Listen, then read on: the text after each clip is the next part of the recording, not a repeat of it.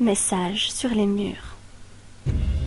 Quand j'étais un jeune garçon, il y avait un vieil immeuble en ruine au bout de la rue où je vivais.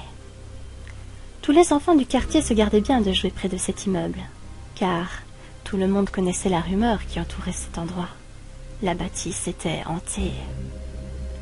Les murs de béton du vieux bâtiment à 2 étages étaient tout craquelés et tombaient en ruine. Les fenêtres étaient depuis longtemps brisées et les débris de verre jonchaient le sol à l'intérieur.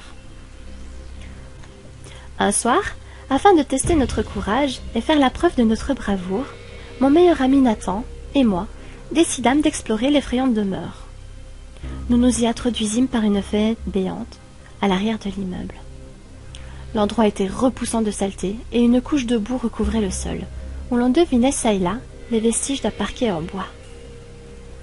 Occupés à nous épousseter, nous jetions un coup d'œil à la pièce dans laquelle nous nous trouvions.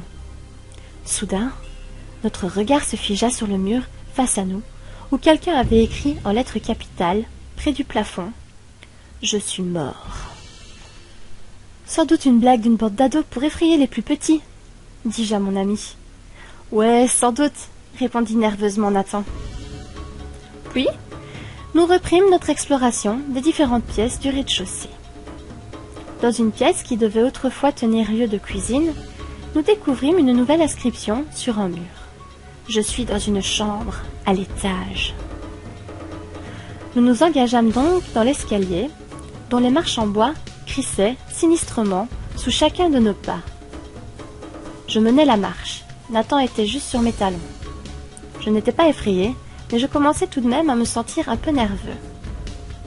Arrivés en haut des marches, nous bifurquâmes à gauche et longeâmes avec précaution un étroit couloir. Arrivés au bout, nous faisions face à une porte close, surmontée d'un nouveau message de mauvais augure. « Vous me trouverez dans cette chambre. » Derrière moi, je pouvais sentir Nathan trembler de tout son corps. De mon côté, j'avais vraiment peur maintenant. Mais hors de question de le montrer à mon ami. Il me dit qu'il n'irait pas plus loin.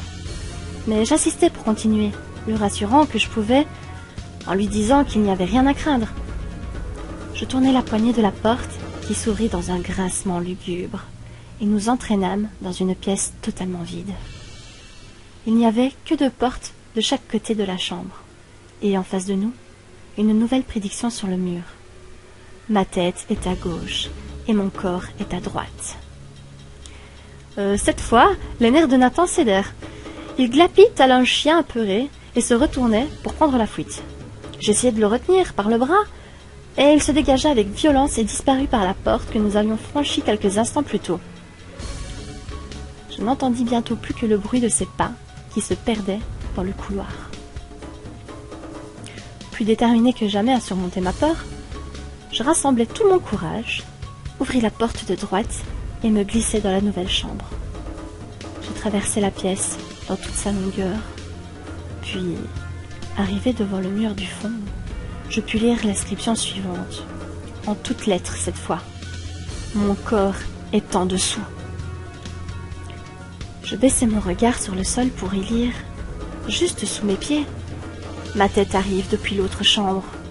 Retourne-toi! J'entendis la porte opposée s'ouvrir brusquement, et y vis une ombre passer furtivement. Soudain, quelque chose roula jusque dans la pièce où je me trouvais, et vint s'arrêter contre le mur. Je reconnus la tête tranchée de Nathan.